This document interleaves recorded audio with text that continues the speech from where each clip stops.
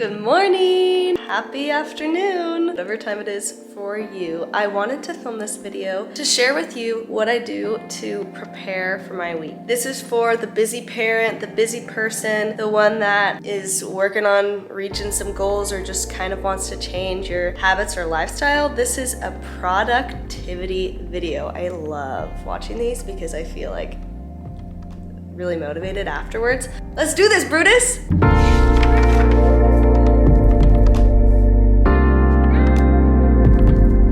Recently, I've started to try to organize my weeks with a dot planner. Planners have never really worked for me. I just kind of forget about them, but for some reason, this dot planner just really has it going on. I think because it's so unstructured that it helps me create my own structure that will actually work for me. So I will link this planner below if you don't have a planner that you like. Today's April 16th.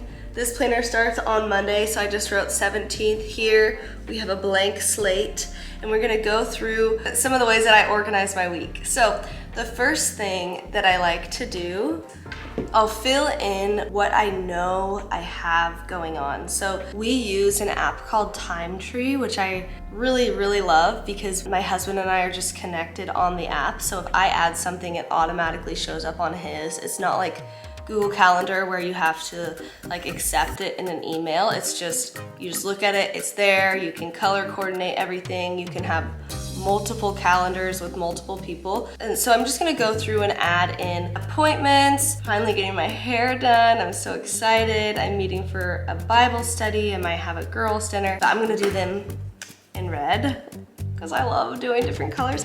So once I have just timed appointments in, I like to go in and write out what are my priorities for the week. One priority that I always have is presence. And that means I want to prioritize spending quality time with the people that I love, specifically my family, my kids, and my husband, as well as I want to prioritize spending time with the Lord. So presence is always the top of my priority list. And this just helps me if I'm feeling really stressed out with the boys and the house is a mess and I'm like, well, I just want to get things done. I can remember my priority is presence. My priority isn't clean house this week. Oh my gosh. It helps me remember the person that I want to be and the priorities that I have so I can live out of that place. Then, if you've heard of the term, it's called eat the frog. Hey. So there are some things that we just have to do, even if they're not enjoyable. For me, a frog is always laundry. Hate doing laundry. Eat the frog first. You get up and you do the thing that you don't want to do first before you do all the other things, or else the frog is just gonna get bigger and bigger and bigger over time. I don't know who made up this term. So under my eat the frog category, I'll just list out the things that I don't wanna do, that are hard to do. The next kind of category that I write is time blocking.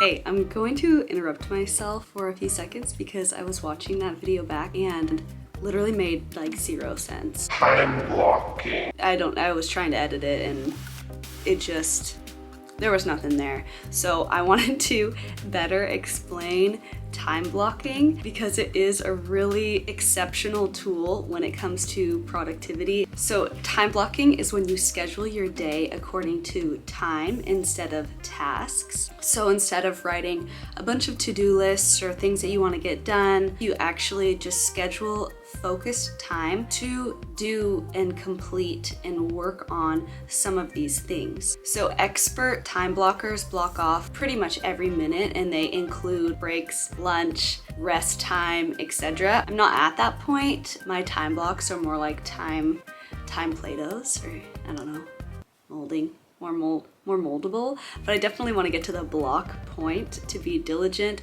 But as we know, as parents, our plans get frustrated a lot of the time. We don't have full control of our schedule because our kids wake up from their naps, or they skip their naps, or they, we have appointments or whatever. Like having a realistic expectation of what it looks like to time block, knowing that you are a part of a team rather than just an individual. If I were to time block, I'm gonna choose a Tuesday. Like this would be my perfect time block day, minute to minute. I'll pull up my computer for you.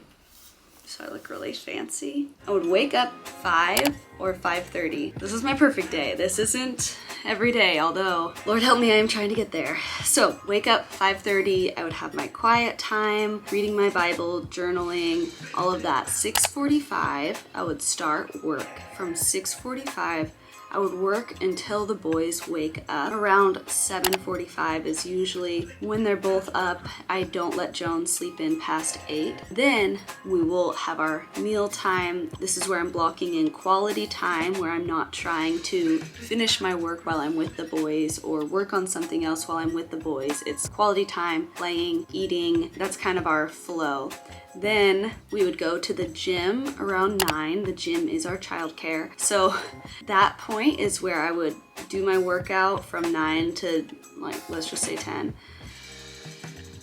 9:30.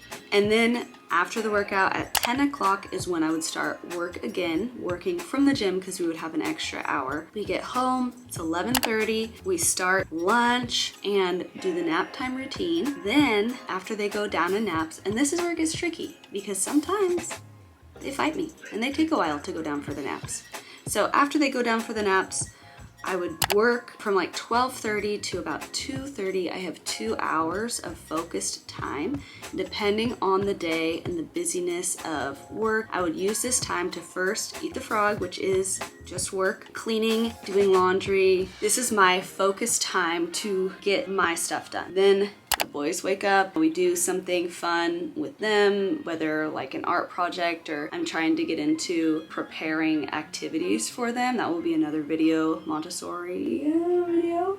We do that until about 5, where we start dinner. 6:30, 6:15, we start bedtime. 8 o'clock, relax, quality time with my husband, and kind of wind down for the night. So that would be my perfect time blocked day. I hold this loosely because not every day looks like this, and it's okay to have to-do lists, but it's stressful to have to-do lists without the time scheduled to do the to-dos.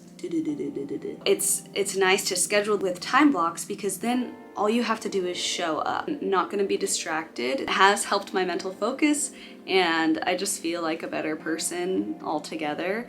When I time block, I feel better than my husband, and I think I'm better than him. I'm just kidding. Okay, anyway, back to your scheduled program. The next thing I do to have a good and productive week is meal planning. I did a whole video on meal planning. I'm gonna link it above. I got this idea from my aunt and uncle. They created a business called Chaotic Kitchens, and they have this whole meal planning system, shopping, cookbooks, planning. If you are interested in learning about meal planning, I recommend watching that video because it definitely helps the week go by way smoother. The most important thing I do is I will pray and I'll ask the Lord to give me a verse for the week, and then that's kind of like my theme for the week that keeps me grounded and focused on what I feel like He wants me to do this week. So this week I prayed and I felt like the Lord told me the verse.